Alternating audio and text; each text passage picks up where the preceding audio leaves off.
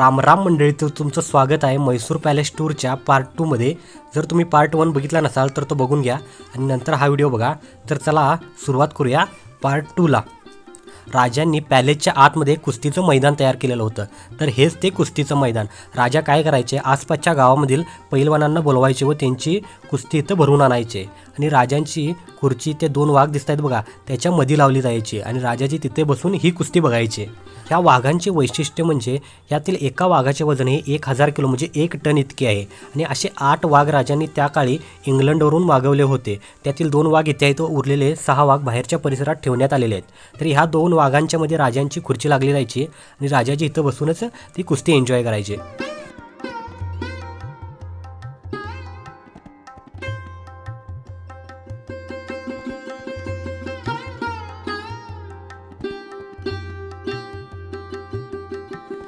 आत्ता आपण आलेलो आहोत राजांच्या ड्रेसिंग रूममध्ये। या ड्रेसिंग रूमचं वैशिष्ट्य म्हणजे याची जी छत आहे ती सागवानाच्या लाकडापासून बनलेली आहे व याच्यावर कोरीव नक्षीकाम करण्यात आलेलं आहे।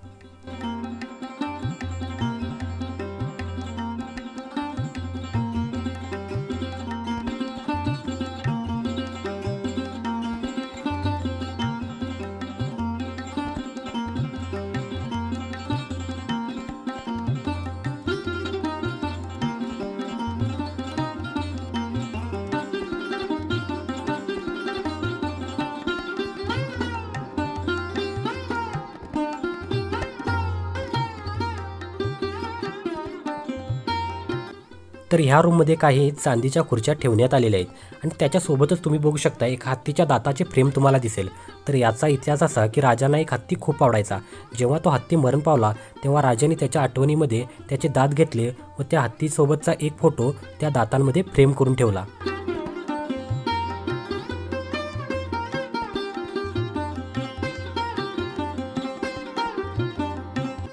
आता समोर जो तुम्ही आरसा बघताय तो आहे इटॅलिक मिरर।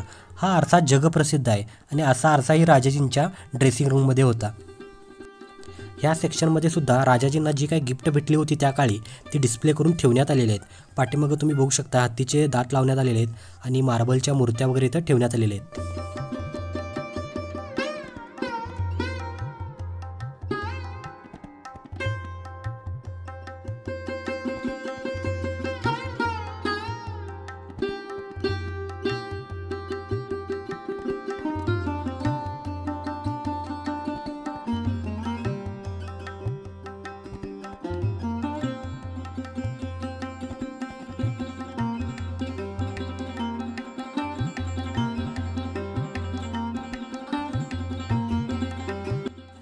तर याच ठिकाणी बघा ती 80 किलो सोन्याची अंबारी ठेवण्यात येते। पहिलाही जागा ओपन असायची पण आता सिक्युरिटी रिझनमुळे याला क्लोज करण्यात आलेला आहे।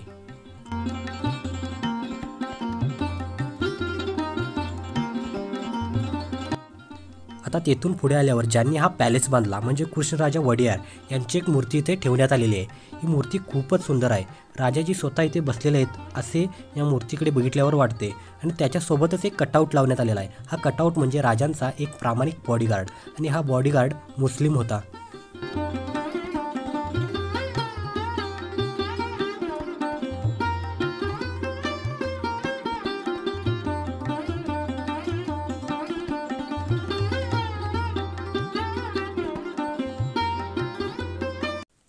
आता आपण ज्या ठिकाणी आलेलो आहोत तो आहे राजांचा दरबार। अतिशय सुंदर असा हा दरबार आहे। तुम्ही याचे स्ट्रक्चर बघू शकता, याचे पिलर वगैरे बघू शकताय आणि याच ठिकाणी राजा जनतेचे प्रश्न सोडवायचे आणि याच्या बाहेरच्या साईडला राजा नवरात्रीमध्ये बसायचे। जेव्हा नवरात्र स्टार्ट व्हायचे 9 दिवसांसाठी तेव्हा जनतेला दर्शन देण्यासाठी राजा संध्याकाळी 7 ते 8 या दरम्यान येथे कुणाशी संवाद न साधता बसायचे। कारण त्या काळी राजा म्हणजे देवाचे रूप असायचे, जनता त्यांना देव मानायची, त्यासाठी यांना दर्शन देण्यासाठी राजा येथे बसायचे। आणि राजांच्या आजूबाजूला जे VIP मेंबर्स होते किंवा राजांची जी फॅमिली होती ती सुद्धा बसायची आणि राजाजी ज्या ठिकाणी बसायचे त्याच्यावरती ब्रह्मा विष्णू महेश व राजांची कुलदेवी चामुंडेश्वरी देवी हिचे चित्र काढण्यात आलेले आहेत। राजा जेव्हा पण या सीटवर बसायचे तेव्हा या देवांना पाया पडायचे मगच बसायचे।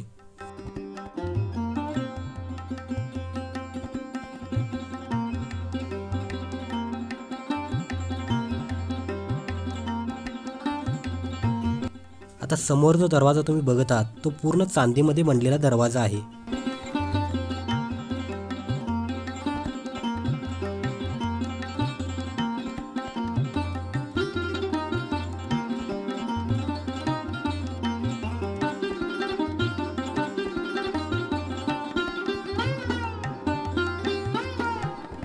आता आपण ज्या हॉलमध्ये आलेलो आहोत तो हॉल खूप म्हणजे खूप सुंदर आहे.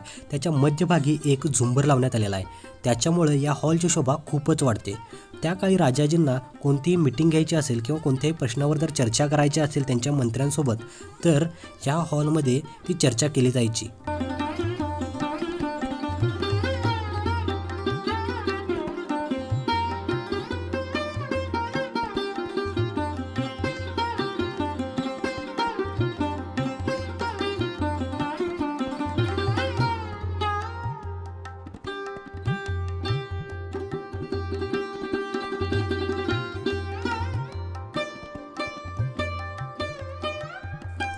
दसऱ्यात जी मिरवणूक काढली जाते त्यावेळी हत्तींना सजवण्यासाठी जे पण आभूषण लागतात ते इथे डिस्प्ले करून ठेवण्यात आलेले आहेत बघा. तर हा होता म्हैसूर पॅलेसचा संपूर्ण टूर.